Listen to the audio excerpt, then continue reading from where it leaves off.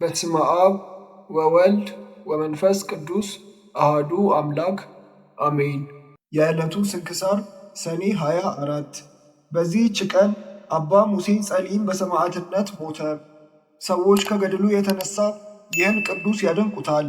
እርሱ አስቀድሞ መንግሥተ ሰማያትን ገፍቷት ነበርና። እርሱ በሥጋው ጠንካራ በሥራውም ኃይለኛ ነበር። ይበላና ይጠጣ ይቀማና ያመነዝር ነበር፣ ይገድልም ነበር። ማንም ሊቋቋሙ አይችልም ነበር። አንድ በግ በአንድ ጊዜ ጨርሶ እንደሚበላና አንድ ፊቀን ወይን ጠጅ እንደሚጠጣ ስለ እርሱ ተነግሯል። እርሱም ፀሐይን ለሚያመልኩ ሰዎች አገልጋይ ነበረ። ብዙ ጊዜም ወደ ፀሐይ እያንጋጠጠ ፀሐይ ሆይ አንተ አምላክ ከሆንክ አነጋግረኝ ይል ነበር። ደግሞም በልቡ የማላውቅህ ሆይ ራስህን አሳውቀኝ ይል ነበር። ከዚህም በኋላ በአስቄጥስ ገዳም ያሉ መነኮሳት እግዚአብሔርን ያውቁታል ያዩታልም እያሉ ሲነጋገሩ ሰዎችን ሰማቸው። ያን ጊዜም ተነሳ፣ ሰይፉንም ታጥቆ ወደ አስቄጥስ ገዳም ሄደ።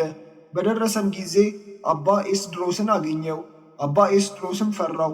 ሙሴ ጸሊምም እውነተኛውን አምላክ ታሳውቁኝና ታስረዱኝ ዘንድ ወደ እናንተ መጣሁ አለው።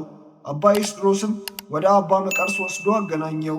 እርሱም ተቀብሎ ሃይማኖትን አስተማረው። እንዲህም አለው፣ ታግሰህ የማስተምርህን ከጠበቅህ እግዚአብሔርን ታየዋለህ። ከዚህም በኋላ የክርስትና ጥምቀትን አጥምቆ አመነኮሰው። ከብዙዎች ገድለኞች ቅዱሳን ይልቅ ብዙና ጽኑ ገድልን መጋደል ጀመረ።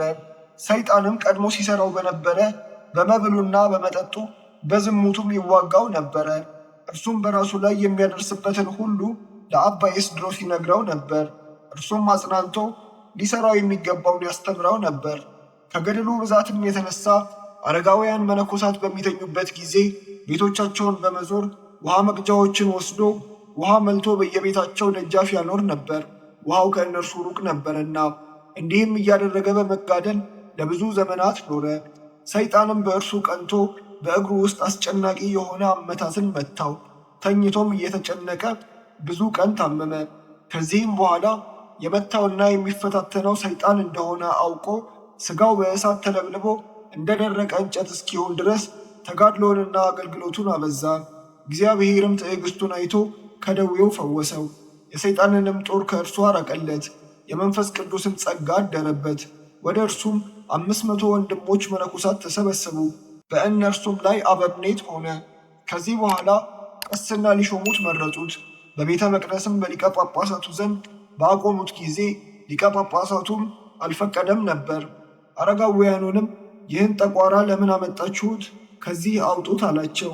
እርሱም መልክህ የከፋ ጠቋራ ሆይ መልካም አደረጉብህ በማለት ራሱን እየገሰጸ ወጣ። ከዚህ በኋላ ዳግመኛ ሊቀ ጳጳሳቱ ጠራውና እጁን በላዩ ጭኖ ቅስና ሾመው። እንዲህም አለው፣ ሙሴ ሆይ እነሆ በውስጥም በውጭም ሁለመናህ ነጭ ሆነ። በአንዲትም ዕለት ቅዱሳን አረጋውያን ወደ እርሱ መጡ። በእርሱም ዘንድ ውሃ አልነበረም። እርሱም ከበዓቱ ብዙ ጊዜ ወጣ ገባ ይል ነበር። ከዚህ በኋላም ብዙ ዝናብ ዘንቦ ጉድጓዶችን ሁሉ ሞላ። አረጋውያኑም ለምን ብዙ ጊዜ ወጣ ገባ ትል ነበር ብለው ጠየቁት። እርሱም እግዚአብሔርን ውሃ ካልሰጠኸኝ ቅዱሳን አገልጋዮችህን ምን አጠጣቸዋለሁ እለው ነበር። በቸርነቱም ዝናብን ልኮ ውሃውን አገኘን አላቸው። በአንዲትም ዕለት አባ ሙሴ ከአረጋውያን ጋር ወደ አባ መቃርስ ሄደ። አባ መቃርስም የሰማዕትነት አክሊል ያለው ከእናንተ ውስጥ አንዱን እነሆ አያለው አላቸው። አባ ሙሴም አባቴ ሆይ ምናልባት እኔ እሆናለሁ በሰይፍ የገደለ በሰይፍ ይገደል ዘንድ አለው የሚል ጽሑፍ አለና ብሎ መለሰ። ከዚህም በኋላ የበርበር ሰዎች መጡ። አባ ሙሴም ከእርሱ ጋር ያሉትን መነኮሳት እነሆ የበርበር ሰዎች ደረሱ፣ መሸሽ የሚፈልግ ይሽሽ አላቸው። እነርሱም አባታችን አንተስ አትሸሽምን አሉት። እርሱም በሰይፍ የገደለ በሰይፍ ይገደላል ስለሚለው የእግዚአብሔር ቃል እነሆ ያቺን ቀን ለብዙ ዘመናት ስጠብቃት ኖሬአለሁ አላቸው። ወዲያውኑም የበርበር ሰዎች ገብተው በሰይፍ ገደሉት። መሸሽ ስላልፈለጉ ከእርሱ ጋር 7 መነኮሳትም ተገደሉ።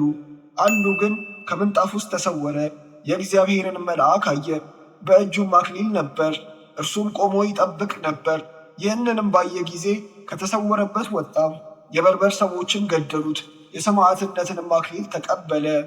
ወንድሞች ሆይ ከሃዲና ነፍሰ ገዳይ ቀማኛና ዘማዊ የነበረውን ለውጣ ደግ አባት መምህርና የሚያጽናና ለመነኮሳትም ሥርዓትን የሠራ ካህን እንዳደረገችው በሁሉም አብያተ ክርስቲያን ስሙ እንዲጠራ እንዳደረገችው የንስሐን ኃይሏን ተመልከቱ።